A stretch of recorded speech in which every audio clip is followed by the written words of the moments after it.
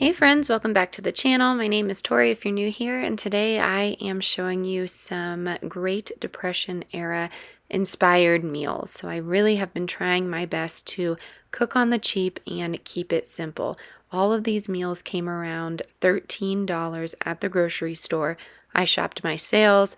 I tried to use what I had on hand, but all in all, this was a really tasty week and a really wonderful way to beat inflation. Honestly, it has not impacted my family too badly because I shop these sales and I shop on the cheap. Everything still can be flavorful and delicious for your family. I promise you that. And we even have some meat in these meals. So I am excited to share with you everything that I made this week.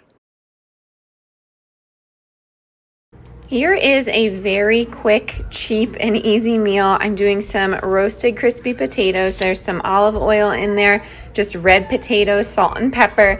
And then I made some of my cornbread biscuits. So I did half cornbread, half flour. There's some buttermilk in there, a little bit of baking powder.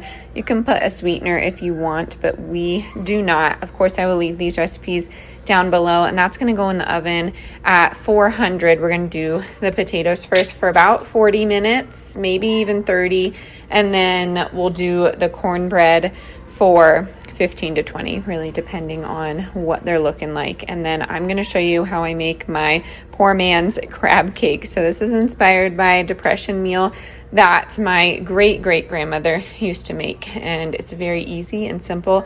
I've done it before, but there's different ways that you can add different flavors to it. In the bowl, I have 2 cans of tuna. About 3 weeks ago, they were 2 for $1 at Kroger, not the kind that I love, but just the store-bought kind. And then I have just a little bit of onion. I'm doing it in the potato bowl, so that's why there's a little bit of oil. I have an egg from one of our chickens. Very exciting. You don't really need like a huge binder for this, but you know, if you're making more, of course, just double that binder. And then I just do a sprinkle of flour, just a little bit.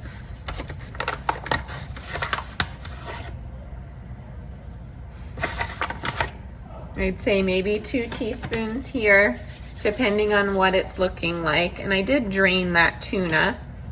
And if you have Old Bay on hand, that works. I just have some Creole seasoning. I'm gonna put that on there. Of course, it was just really salt, pepper, and parsley is my understanding back in that era. I'm sure they had some garlic that they grew though, so I'm just gonna mix that together. So at this point, I'd say maybe a pinch of salt and just a little bit more flour. You want it a little bit more set up than this.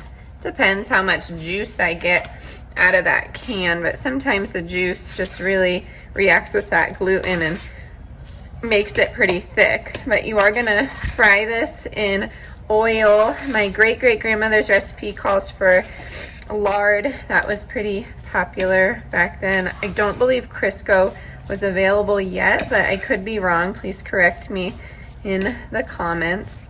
And then what you're gonna do is just get that pan nice and oiled. Of course, a cast iron is the best. Mine is in use right now, so what I'm gonna do is just get this pan oiled up, and I'm gonna start making these into patties, and we're gonna fry them in the oil, and I'll see you then. So what I have here is just a little bit of cornmeal, and what I do is just form it into a little ball,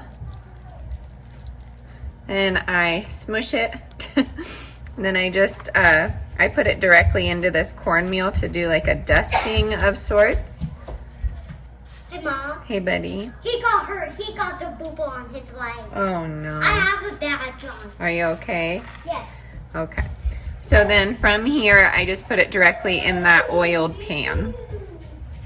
This is the final plate. I made some tartar sauce with some chickpea water, blended that with some oil, pickles, and a little bit of salt, and it was really tasty. I thought the acidity from the pickles did the flavor well, and this was just simple and delicious. I want you to keep those 2 words in mind throughout the video.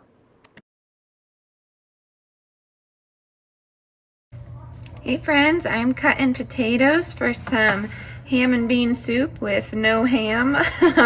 We have about 1.5 feet of snow out there and it just keeps coming, so we're excited. We're gonna warm up with some soup after we go outside, and I wanted to share this recipe, and this is definitely Depression era inspired cooking, because this is a recipe passed down from so many family members, in my family at least, and I think it's a pretty traditional Pennsylvania Dutch meal, but I could be wrong. But it's basically bean and vegetable soup. It's essentially whatever you have on. It's more of a clear broth, and if you have a ham hock, if you were fortunate enough to have that, a lot of people kept pigs back in that time, at least in my area. Of course, it's going to vary, but you know, if you had that ham hock, you could throw it in here. I vaguely remember my dad doing this, and he learned it from his dad.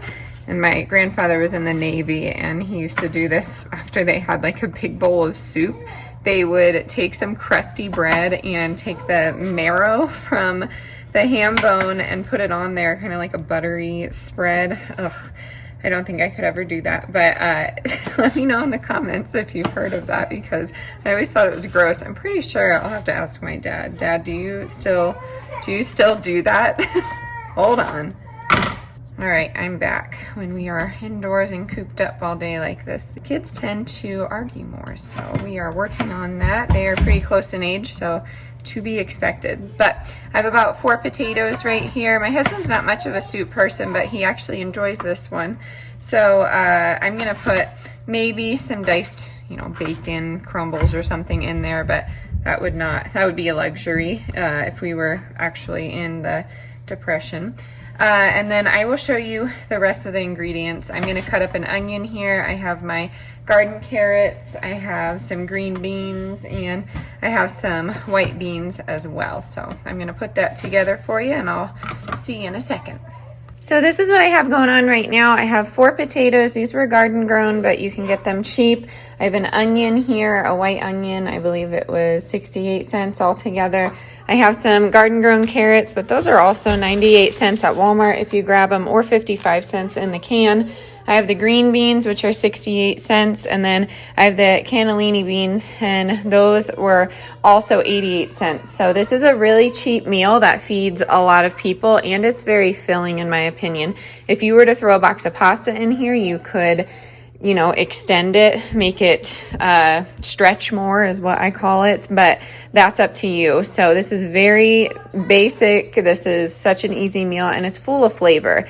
Back in the day, I'm not going to pretend like I know what it was like in the Depression. I think it's funny that a lot of our society right now is comparing this current life to the Depression, because we truly won't know what people lived like and how hard it was. So I'm trying to look at this from a grateful perspective. But back in that era, a lot of people canned, so they would keep their flavor from the can and put it in here, and it would be a broth. Because I got a lot of these out of just like a regular grocery store can in 2021, I think is when we got them, I rinsed and drained my items that were in a can. So that's up to you. You don't have to do that. I know a lot of people add that juice for flavor. I just don't feel comfortable doing that. So I will show you a quick broth that's very, very easy, and it has an ingredient that a lot of people might not have, but that's okay. It can be substituted. So let's get this all together. We are going to let this go low and slow while we work outside. It is snowing, but we still have a ton of organizing and planning to do for our spring garden. We sow our seeds in March. That really works the best for us. But into the pot, I'm putting all of those ingredients in, and then I'm adding a few specialty items. Of course, these can be substituted or omitted, but we have some red wine vinegar. You just need a splash. I don't know why, legend has it, it just gives it a tangy flavor that everyone enjoys. I'm putting some pepper in there, as well as a pinch of this smoked sea salt. If you're using ham, you could even do canned ham in here, canned chicken, canned meat, really anything. I've even done canned tuna before, but if you're doing that, you're not going to need this. If you don't have smoked sea salt, use just a little bit, a little dash or two of liquid smoke, or just omit it entirely. You'll be just fine without it. In goes 6 cups of water, and we are going to head on outside and come back in and enjoy this really cozy soup on this chilly day. This is the end result. I don't like mine too brothy, but the kids have the broth over there. I just really enjoy this. It's simple, basic, and cheap. My family grew up on it. They absolutely loved it, and it serves a ton. So I'm really happy I shared this recipe again. I know it's been a while since I've shared it, but hope you enjoyed. You can serve this with whatever you want. Some crusty bread, some crackers, or just plain as is and have a bunch of helpings like I'm going to do.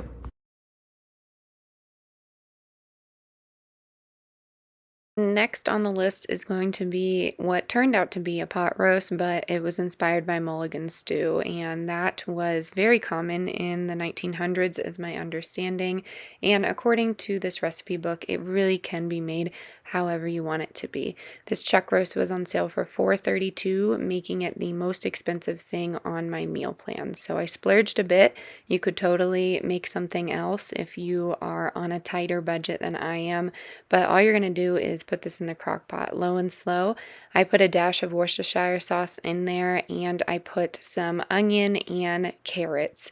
You could put tomatoes and peas like your classic stew, but all I did was make a gravy out of some mushroom powder that I had just to give it that umami flavor and really bring it home. And I ended up serving it on some sweet potato mash with some wax beans and broccoli. Because mulligan stew is typically vegetable heavy, I wanted to bring that home. And then last but not least, I couldn't do this video without making some sort of pasta dish because it is filling, it is cheap, and you can go so many ways with this. So I've never shared a classic mac and cheese. Back in the day on this channel, I used to get complaints that my recipes were too odd. Well, I am an odd person, so I apologize if they were too odd, but here is a classic. We do cook classic meals in here.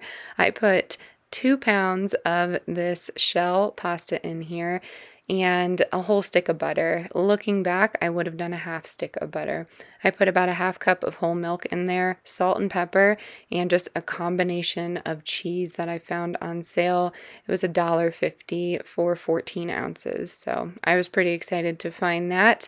All I'm going to do is mix this together, and you will see that it doesn't melt fully, but that's okay. And on top of that, I'm just going to do the rest of the cheese. I bake it in the oven at 400 uncovered for around 20-25 minutes or until the rest of the food is done, and then I stir it up. It's really simple.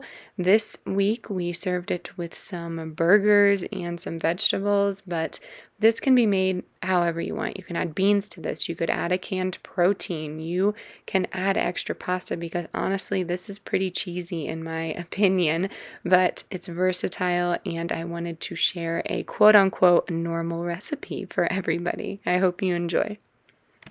And that is going to do it for this week's recipe video. I'm trying to keep it to 1 or 2 per week, but let me know what you think about all of these meals in the comment box down below.